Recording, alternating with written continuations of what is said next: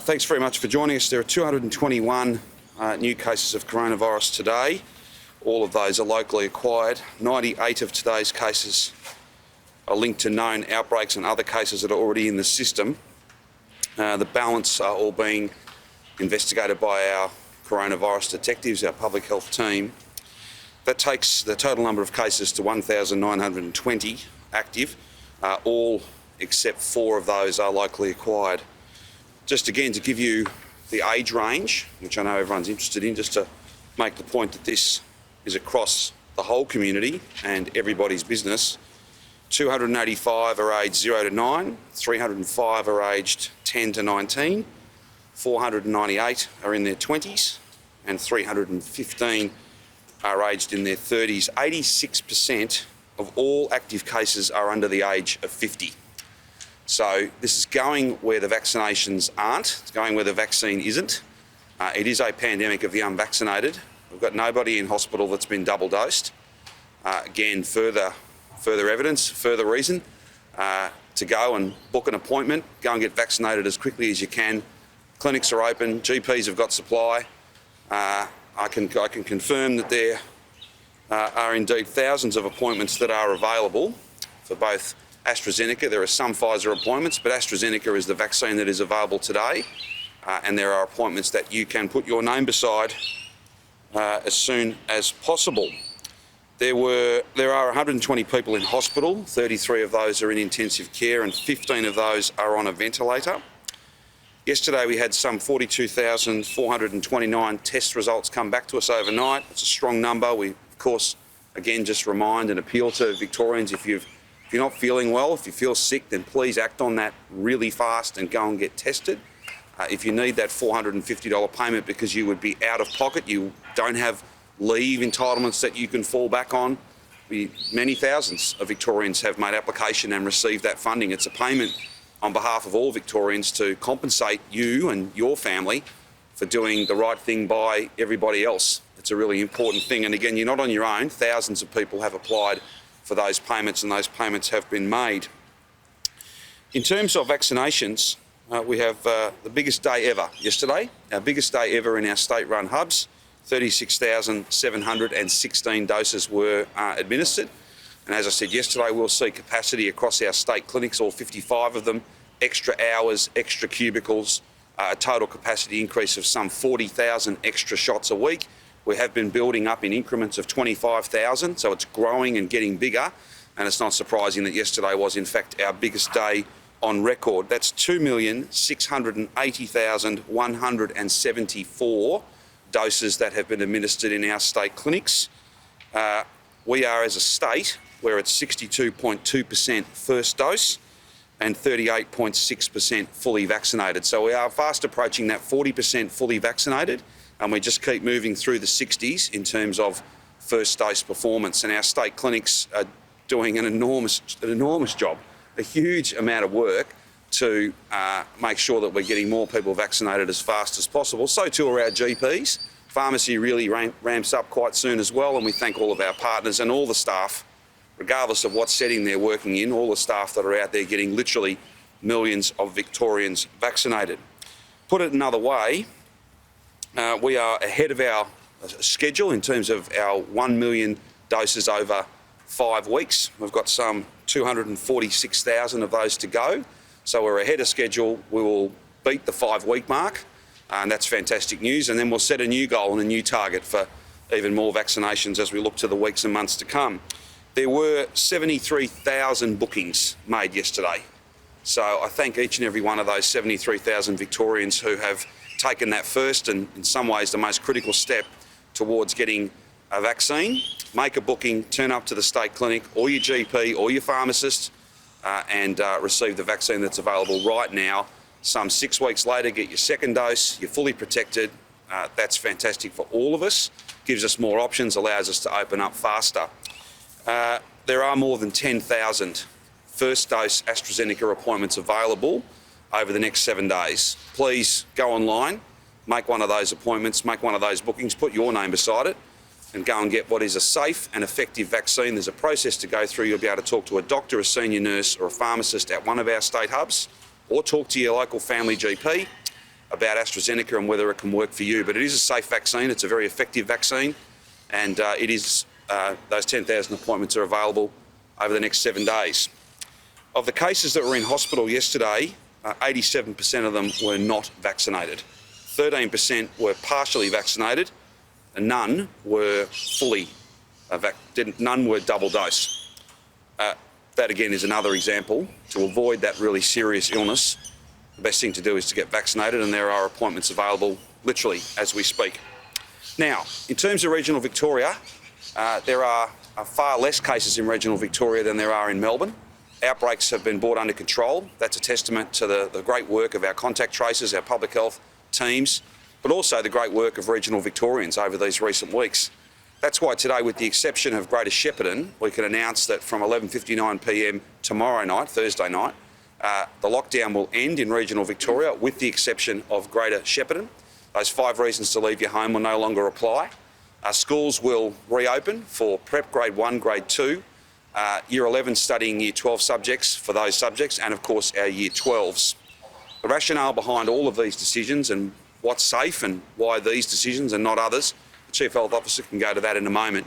But businesses will be able to reopen. There will be limits though, as I said, and I've said a number of times now, it's not a snapback, it's not Freedom Day, it's not 100% of capacity down at the pub.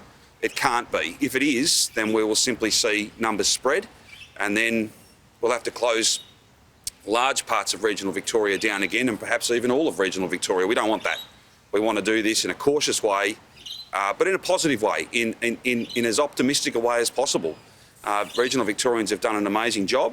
That's why these steps are possible, whether it be in schools for our smallest students and our most senior students, in business, up to 25% going back into workplaces. If you can work from home, then we ask that you do, but we'll see hospo reopening, all of those things which are critically important. Childcare going back to normal, no more distance limits, no more time limits.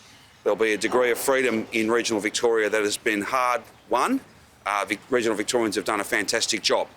On Shepparton, we would hope to have Shepparton catch up to the rest of regional Victoria sometime next week, and we'll make those announcements as soon as we have just tidied up the last bits of the outbreak there. The Golden Valley community's done an amazing job, and I thank everybody who's volunteered, everybody who's isolated at home, everybody who's been through that 14-day journey, and of course to all of our staff under the command of Deb Abbott out of EMV and so many others. They've done a fantastic job. Hopefully we can have Greater Shepparton on the same footing as the rest of regional Victoria next week, and the sooner we can do that, the better, and we'll make announcements as soon as we're in a position to make those changes. The other point to make though is if we do finish up with cases bobbing up in regional Victoria in coming weeks, I just want to indicate to everybody across regional Victoria that not only is it our preference, but it will be our practice to have a focused and targeted series of measures. As you can see, Shepparton is being treated differently because there are case numbers there. If there were an outbreak in another part of regional Victoria, then we would look to try and target and localise our public health measures as much as we could. That's why, in order to keep a handle on what's going on in regional Victoria, people need to get tested as soon as they feel sick. People need to get vaccinated as fast as they can, and there are many appointments across all the different platforms available in regional Victoria. People in regional Victoria need to follow the rules still. They're different rules, they're better rules if you like, but they're still there and they have to be followed. COVID safety arguably is even more important once you start to open up, because if the virus gets away from you, there's a lot more movement and we would see the virus spread quickly, indeed much more quickly than when we're locked down. But that's not our aim. Our aim is to be open, and these are really important steps to take. I fully concede it's not everything that everybody would want, but it is what's safe and it is what we believe can be made sustainable. It's not essentially an invitation for cases to get out of control and then us having to take steps backwards. We don't want to do that. We want to try and avoid that. Brett can speak to that in just a moment. I would also indicate, and Victoria Police Command will be out to speak to you about this later on today, there will be a very significant boost to enforcement of the regional metropolitan border. You can expect, if you are travelling into regional Victoria, you can expect to to be pulled over. It won't necessarily be every single car, but there'll be number plate recognition technology used. There will be static presence of Victoria Police at different parts on major roads. So it won't be, as I suppose, predictable as a completely static checkpoint. But why would you take that risk? If you don't have good reason, lawful reason to go to regional Victoria, then please do not go to regional Victoria. You'll simply take the virus with you. And we've seen that. That's not a theoretical thing. We have actually seen people doing the wrong thing and taking the virus to regional Victoria. We don't want that. Regional Victorians have given a lot. They've achieved a lot too. Let's safeguard that. And that's why Victoria Police will be able to speak to a significant enforcement operation, which will protect regional Victoria from incursions and the virus travelling from Metro Melbourne into regional Victoria. That task is not easy. We will seek some ADF support around those issues. We know that we've got a New South Wales-Victoria border to defend as well, if you like, from incursions from Sydney. But metropolitan Melbourne and the community transmission we're seeing here in Melbourne is also a risk to regional Victoria as well. So this is not everything that everyone would want right now, but this is what is sustainable, this is what's safe, this is what the Chief Health Officer has recommended to us, and it's the decisions that we have made. These arrangements will be in place until the end of September. And of course, it's within the power of every Victorian, and certainly those in regional Victoria under these rules, go and get vaccinated, because things like vaccination numbers and of course case numbers and the story that sits behind those cases, they'll be the relevant considerations as we get to the end of September and we make judgments about what October and November looks like in regional Victoria. Of course, we've already laid down a process around what the weeks and months ahead look like from a metropolitan Melbourne point of view. When we get to that 70% first dose, we will have more to say about some modest easing. Again, what's safe, what is proportionate. I've said many, many times that the resilience of the Victorian community, the care and compassion of the Victorian community, looking out for each other, doing the right thing to protect people you love, those who are closest to you, and also people who are complete strangers. It is such an impressive thing. It makes you proud. We can be hopeful and we can be optimistic as we see vaccination numbers increase, as we see people going to extraordinary lengths, acts of kindness, looking out for each other, supporting each other. That's a very positive thing. These steps in regional Victoria are exactly what we're all working towards. And of course, it's all about the national plan and hitting each of those milestones and being able to go even further as we get to 70% double dose and 80% double dose. These announcements in regional Victoria today, effective from midnight tomorrow night, are, if you like, in addition to the national plan. They're consistent with it, but they're in addition to it.